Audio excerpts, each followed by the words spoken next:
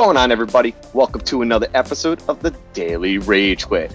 I'm your host, Weiss, and alongside me, a guy who isn't too bashful in punching a bear in the nuts, the one and only Steelman.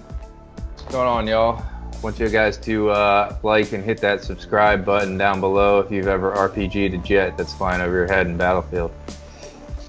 By all means, make sure you keep on RPGing and also subscribe. Today's episode is all about going through our top needs for Battlefield 6. The top things that we're going to need are simply talking about the setting, the gunsmithing, the destruction, the fortifications, maps, game modes, and of course, squads. Steelman, let's rifle through these for the audience.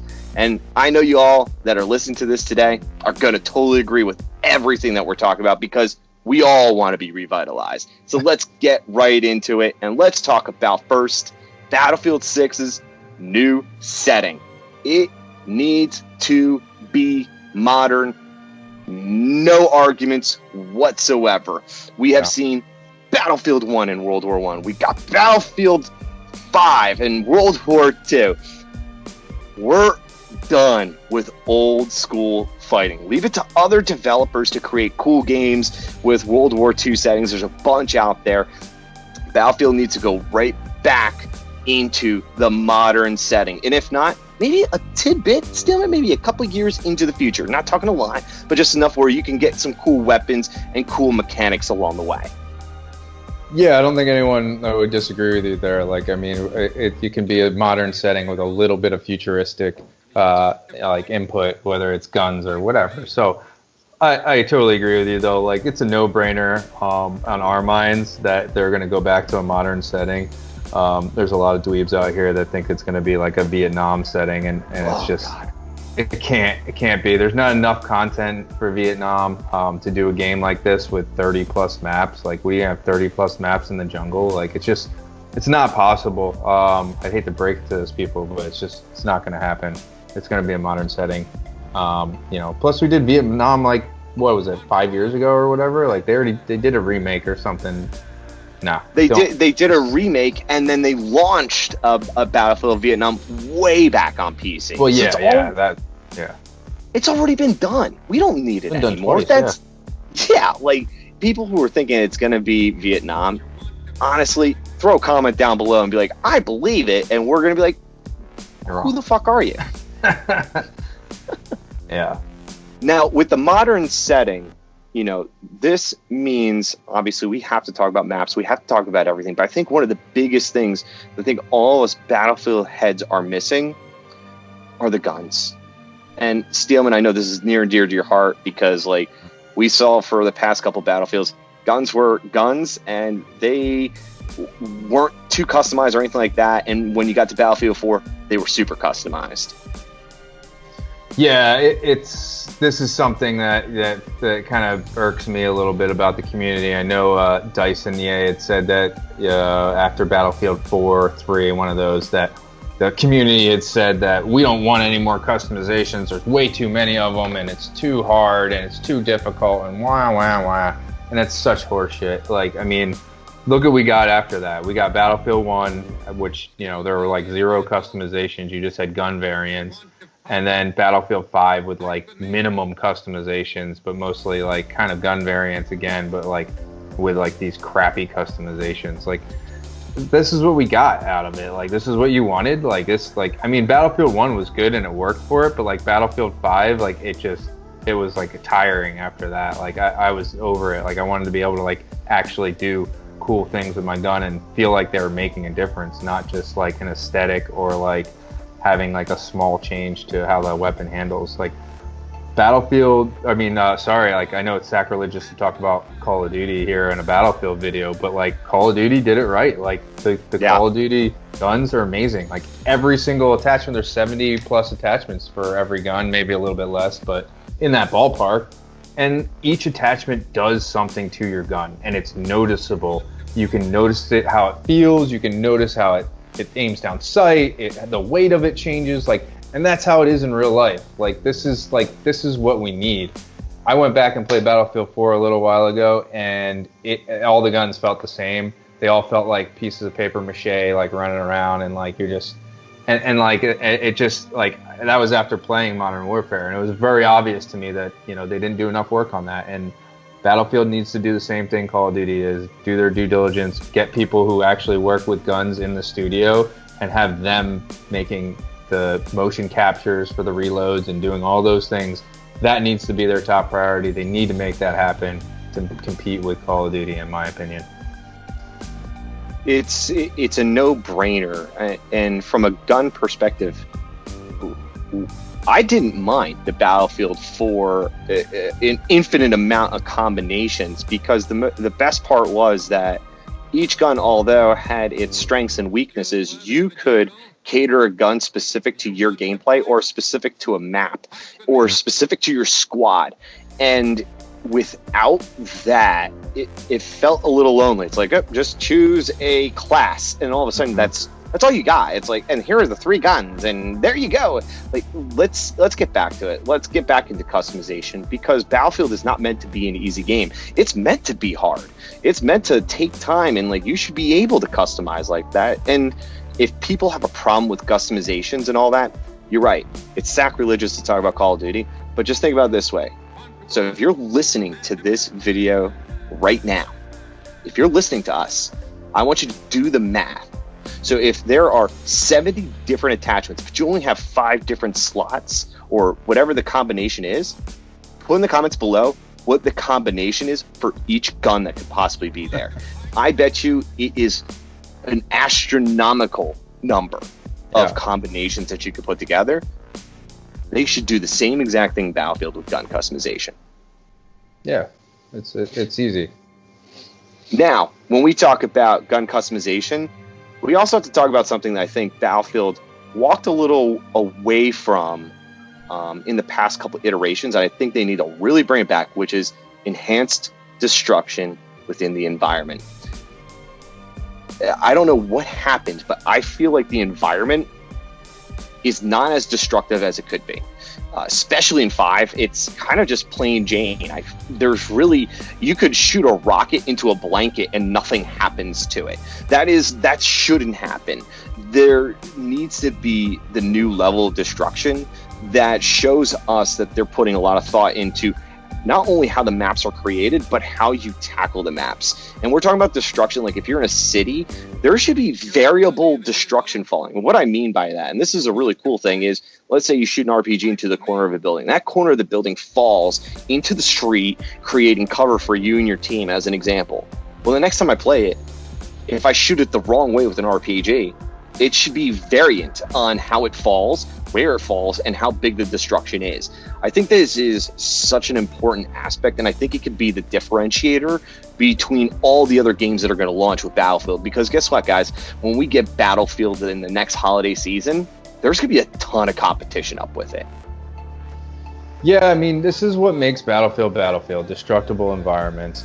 It's always been a part of the game as long as I can remember. I mean, I know it hasn't in the first iteration, but it's been there for a while. And I guess it's Bad Company, I guess, that it started. But yeah, like it's what makes Battlefield. Like you play the same map over and over again, but it never looks the same at the end as it does when you played it the first, second, third, 200th time, because everything is destructible and you shoot different things and different things fall down and you get different areas and different through points. You can go through a building. If both the walls are destroyed on each side, you can just walk right through it. Now you have a new alleyway that your team can infiltrate and attack or defend or whatever. So like this is what made Battlefield great, and like they need to just get back to it. I feel like Battlefield 5, like they did cool stuff with the destruction and like making the snow fall down and like having the buildings destroyed differently and like having more variation to it. But like they made less of it destructible. So like they made these maps that didn't have many destructible environments, like the Cathedral map and like that snow map up. I don't even know the names of the maps. This is how little we played that game. Played for like 3 or 4 months and we're like, maybe that. I don't even think we made it that long.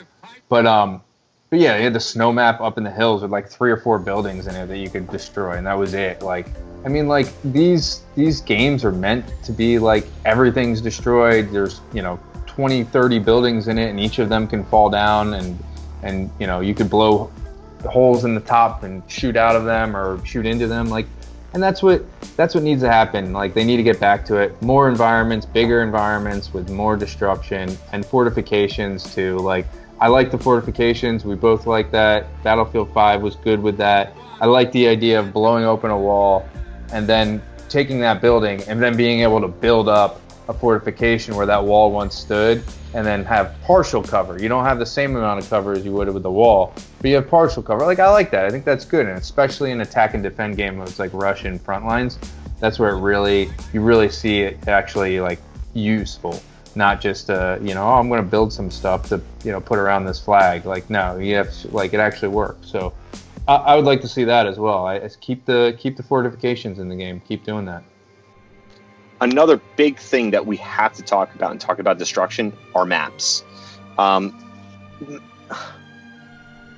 don't know what happened, but I feel like maps are starting to get away from EA and DICE. The maps felt very boring in 5, and I think that's what drew us away as well, besides some other things. But they were boring. There was nothing special about the maps. And, when you think about Battlefield 4 as an example, that building falling over and you had a chance to actually change the dynamic of the map was just something special. The city fighting, the verticality, everything between that, there was just something special there. And for some reason, I feel like we drifted away as the community. It has wanted it, but EA has drifted away from really, really great maps. Sure, 5 and 1 had some maps, but that's not what we're paying for. I'm not saying, hey, listen, I'm going to spend $60 on a game, and out of 10 maps you're going to launch, I only like 3. It shouldn't work that way. Obviously, you're not going to like every single map, but you should like a majority of maps rather than less amount of maps. And I'm looking for some cool shit this time. I'm looking for some desert warfare. I'm looking for some mountain warfare. I'm looking to battle it out near a nuclear power plant. I'm looking for especially city fighting so I can watch buildings fall around me. I'm looking for the verticality. I'm looking to dive into caves and being able to go underground. I want to see more thoughtfulness into it, and that ties in with the destruction. But really, we need some really amazing maps, because as you start to tie all of it together, the gunsmithing, the modern setting, the destruction, the maps are what are going to bring that all together. Yeah, and you nailed it again. Like, I mean, Battlefield 3, Battlefield 4, great maps. Some of those maps were borrowed from previous Battlefields, but they all worked. Battlefield 1 I thought was exceptional. I thought Battlefield 1 did a great job on maps, like the Alpine Italian Alps map. Like, that was such a cool map. Like, the verticality of it going up the hill, and like there were a lot of great maps in that, and they went to all different settings. I thought Battlefield 1 was actually some of the best maps I've ever seen in a Battlefield game. I remember playing that and being like, wow, this is fucking nuts, like all the planes and like everything all around. But Battlefield 5 was the first time I picked up a Battlefield, and they had like 8 maps, which is unheard of. It's usually 10, and then you get an 11th like a month later, which they didn't even do that. And you had 8 maps, and like I thought like 2 to 3 of them were like, I thought one of them was awful. The map on the peak where it's just in the snow. Terrible map, so small. The game ended in like 2 seconds. One team dominated the other. There's no flow to it. Terrible map design. But then there was like 2 or 3 other maps that I was just kind of like, meh, these are okay. Like, and then there were some great maps in Battlefield 5 as well. But like we said before, like, there wasn't enough destructible environments. There wasn't enough like cool standout parts to the maps. Like, they just were flat. Like, they just seemed really flat. Like, they were unimaginative. They put these things together, and it didn't seem like there was much thought put into them. They cranked the saturation up to 1,000 on these maps and had the bright colors, and everything's blinding you, and it's like a fucking what's it called, Instagram models page with her fucking bad saturated photos. But like, Right. I mean, it was like, that was it. It was like, oh, they're really colorful, and then you're like, they look really nice. And then you get in them, and you're like, they're kind of boring. There's not a whole lot going on. So yeah, like, let's focus on getting some good maps back in this game, guys. Like, you know, go the extra mile. The other thing is, make the maps bigger, but like only when they need to be. Don't make them big for no reason. We need rush maps too, and you know, that might be a good segue into what we'll probably talk about in a bit. But yeah, like, let's go back to the drawing board with the maps and make sure that they work with the game modes, not just are beautiful maps and they don't have any flow to them. You're right. It's a perfect segue. I think with Battlefield 6, one of our top needs from the DRQ, bring back Rush. Mm-hmm. We miss Rush. We really do. It was great. Obviously, we fell away from it, and Rush had something special about it. There was such an intensity behind Rush, especially in the modern settings, because it was give and go. It was a major tug of war, and you saw some of the best clips, some of the most energetic moments came from Rush in that particular mode, and I miss it dearly. It's great to go back into older Battlefields and play Rush again, but I'd love to see them reintroduce it, and more importantly, don't try to bring new types of game modes that especially don't make sense in the Battlefield world. It's okay to bring new game modes. I'm actually okay with that. But they need to be thoughtful enough where, like you talked about earlier, it has to fit the map. It has to fit the Battlefield gameplay style. And if it doesn't, it's a waste of dev time, and it's a waste of time in general. I mean, most people only play a certain couple of modes, and that's it. So, you know, slowly roll it out or do something. But more importantly for us, bring back Rush. Yeah, I'm 100% in agreement with Rush. Like, favorite game mode. I think there's something about Rush and like, specifically, I think what it is that you're working as a team, as a squad, to destroy these two objectives while an enemy defends, and it's very tug of war, tic tac toe, rock paper scissors gameplay. You gotta adapt. You only have so many tickets.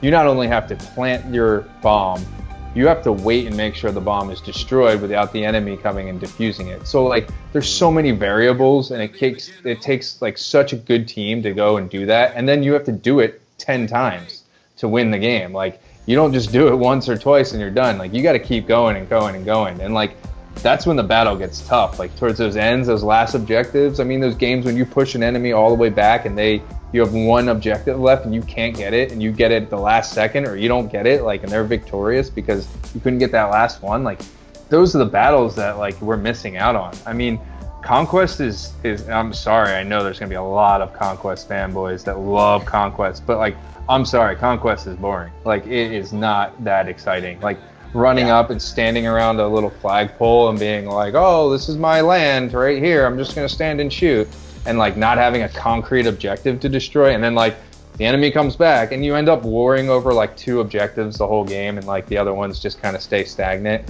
when you have a balanced team. And it's like, I get it, like, that's fun, you can level up your guns and stuff and it goes on forever, but like, I really like the competitive game modes.